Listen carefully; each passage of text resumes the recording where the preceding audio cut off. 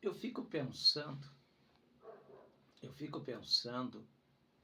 povo de Deus, que a família Miranda, Irene Miranda, Débora Miranda, Davi Miranda Neto, eu fico calculando que eles não aprenderam nada na época que o seu avô estava vivo, na época em que o seu pai estava vivo, na época em que o missionário Davi Miranda estava vivo. Parece que eles não conseguiram absorver absolutamente nada. Com tantos sinais, tantos milagres, com a vida de oração, a vida de dedicação que o missionário Davi Miranda viveu, me parece que a sua família, infelizmente, não conseguiu aprender absolutamente nada.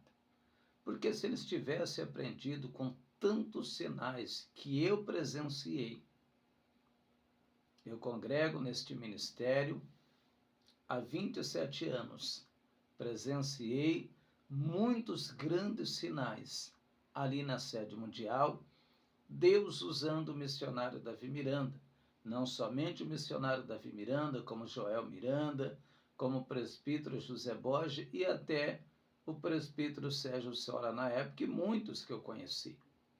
Grandes sinais que Deus fazia. Por que Deus fazia grandes sinais desse jeito? Se cumpria na vida da igreja aquilo que Deus disse a Salomão: se esse povo que se chama pelo meu nome se humilhar, orar, buscar a minha face e se converter dos seus maus caminhos, eu perdoarei os seus pecados, sararei a sua terra. E desde agora estarão abertos meus olhos a este lugar, e os meus ouvidos atentos ao clamor deste povo, deste lugar. A igreja se voltava verdadeiramente para o Senhor, porque havia uma grande liderança em todas as épocas. Em todas as épocas, sempre que a liderança partiu, se não colocar uma liderança, pelo menos que iguala aquela que foi, verdadeiramente vira bagunça. A gente vê Israel quando não tinha um rei inteligente, um rei que temia o Senhor, o que acontecia? Virava bagunça. O povo caía na idolatria, o povo caía na feitiçaria, o povo vinha cometer grandes erros perante o Senhor.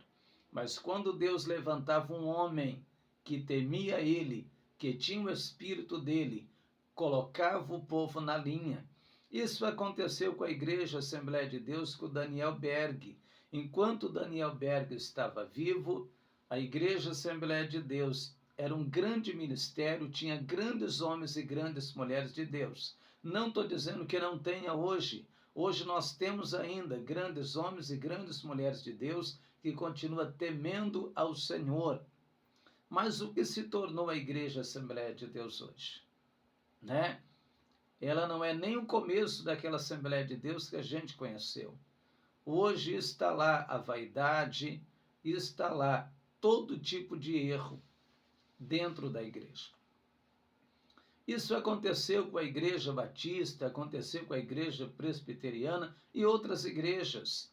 E vem ocorrendo também na Igreja Pentecostal Deus e Amor, a qual faço parte. Quando Deus recolheu o missionário Davi Miranda, a sua esposa, Irene Miranda, jurou diante do seu caixão que ia permanecer com o pulso firme para dar procedimento ao legado do missionário Davi Miranda, sem arredar o pé da doutrina. Inclusive, eu vi ela falando isso. Só que o seu neto e os seus filhos entraram na mente dela, se aproveitaram da sua idade, entraram na mente dela e, infelizmente, estão fazendo tudo o que está fazendo dentro da igreja hoje. Quando a gente olha para a Bíblia, a gente vê lá escrito: aquele que está em Cristo, nova criatura é. As coisas velhas passaram e eis que tudo se fez novo. Só que eles não aprenderam isso, era o que muito seu avô pregava, né? Quando a gente olha para o livro de Coríntios, a gente vê Paulo dizendo: oxalá me suportai, suportai-me, porém, ainda, porque não estou louco, mas estou zeloso com zelo de Deus, porque tenho que apresentar vocês como uma virgem pura ao marido, e esse marido é Jesus Cristo. Mas eu tenho medo que, como o diabo corrompeu, enganou Eva, venha corromper o sentimento de vocês, a mente de vocês, e apartar vocês da simplicidade que há em Cristo. Irmãos, se a família Miranda não está corrompida, eu não sei o que é mais se corromper. Né? Se eles não estão corrompidos, eu não sei o que é mais se corromper. Em primeiro lugar, eles não aceitam mais que prega doutrina na sede mundial.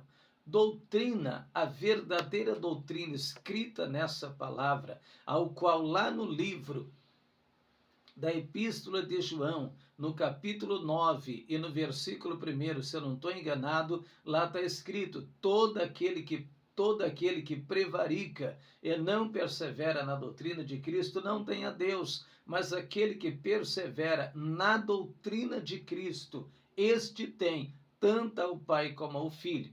Enquanto o missionário Davi Miranda lutava, chorava, constantemente orava a Deus para que a igreja viesse se manter separada do mundo, sem os costumes do mundo, hoje eles estão fazendo assim, escancarando as portas para o mundo. Mas eu vou dizer uma coisa muito real aqui para todos vocês que vão assistir este vídeo. Não adianta alargar a porta. Não adianta alargar a porta. Não adianta. Se você alargar a porta, você não vai entrar no céu. Um homem faz uma pergunta para Cristo e disse: mestre, são poucos os que vão entrar no céu? Jesus disse: porfiai por entrar pela porta estreita, porque em verdade vos digo que muitos vão tentar, mas não vai conseguir. E quando o pai de família se levantar e fechar a porta, e vocês estando do lado de fora, vão bater dizendo: Senhor, abre a porta que nós queremos entrar. E ele vai dizer: eu não conheço vocês. É muito duro e é muito triste, mas muita gente vai ouvir isso, porque não estão perseverando na porta estreita. Porque quando a gente olha para Tiago, Tiago está sendo muito claro em dizer: adúlteros e adúlteras, não sabeis vós que a amizade do mundo é inimizade contra Deus? Porquanto qualquer que quiser ser amigo do mundo, se aliar com o mundo, viver como o mundo, falar como o mundo, se comportar como o mundo, saiba, você vai ser inimigo de Deus. Terá Deus como seu inimigo. E a gente vê o nosso ministério, irmãos. Qual que é a ideia hoje? É tirar os mais velhos e colocar a nova geração que está vindo. É a mesma coisa, sabe? Isso aí é a mesma coisa de você, irmãos. A mesma coisa de você pegar uma barra de ferro muito forte e pegar um isopor e falar: eu vou substituir essa barra de ferro por esse isopor. Esse isopor, ele não aguenta o que a barra de ferro aguenta. Essa geração que está vindo, essa geração não sabe o que é orar, não sabe o que é o ministério do jejum, não sabe o que é manter-se na doutrina de Cristo, afastado do mundo. Essa geração é uma geração que está se associando com o mundo, andando nos costumes do mundo e se comportando como o mundo. É uma geração que não sustenta a igreja como coluna. A igreja é sustentada pelos mais velhos através do ministério da oração, do temor e do jejum. A nova geração não. Eles estão dando um tiro no pé e eles vão colher aquilo que eles estão fazendo. Vão colher aquilo que eles estão fazendo. Quando a gente abre a boca para defender a verdade, tem gente sem entendimento que fala que a gente está criticando, que a gente está falando mal da igreja. Irmãos, isso não é criticar, isso é defender a verdade, isso é dizer não ao pecado, isso é dizer eu não concordo com aquilo que vocês estão fazendo, porque aquilo que vocês estão fazendo é errado. Vocês estão associando a igreja com o mundo. Vocês estão levantando uma juventude que não aprendeu o que é o Espírito Santo. Uma juventude que não sabe o que é orar, que não sabe o que é verdadeiramente se voltar para Deus. Uma juventude que não aguenta uma hora sequer só de oração. Uma juventude que não sabe o que é dobrar o joelho para orar e ver o sol sair na oração. Uma juventude que não sabe o que é um Deus verdadeiro, uma juventude que não conhece o verdadeiro poder de Deus, que nunca viram os grandes milagres e sinais acontecer. Uma juventude que nunca viu 100, 200, 300 pessoas sendo batizadas com o Espírito Santo na mesma hora, como os mais velhos já viram, como eu já vi. Você está entendendo? Então, aquilo que a nossa diretoria está fazendo, que a família Miranda está fazendo, eles estão dando um tiro no pé. Eles acham que estão fazendo certo, para eles está tudo bem, porque afinal de contas eles estão com poder nas mãos e eles estão caindo naquela passagem de Provérbios. É melhor o jovem que se deixa-se admoestar, que se deixa ser repreendido, do que o rei velho, que já não aceita mais conselho. Quando a pessoa está lá no alto do poder, na grandeza, que se sente já o rei velho, ele já não aceita mais conselho, irmãos. Mas aquele que se dá por entendido, aquele que acredita nas grandezas do céu, ele sempre vai ouvir a palavra de exortação ao seu favor. Não se engane, meus irmãos, não entre pelo caminho do não tem nada a ver. Ah, mas isso aqui não tem nada a ver. O que tem isso aqui? Um pouquinho de massa, um pouquinho de fermento cresce toda a massa.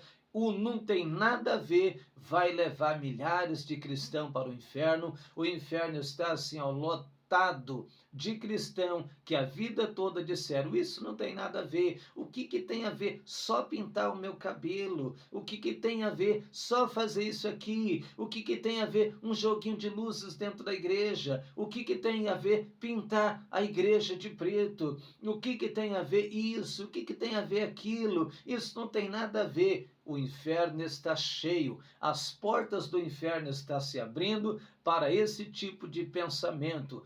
Fuja desse tipo de pensamento, se esforce, lute, briga, faça de tudo para você entrar pela porta estreita, porque só assim lá você vai encontrar a Cristo. Amém? Que Deus te abençoe. Não veja essa mensagem como uma crítica, amém? Mas sim como uma exortação ao erro daquilo que estão fazendo ao nosso ministério.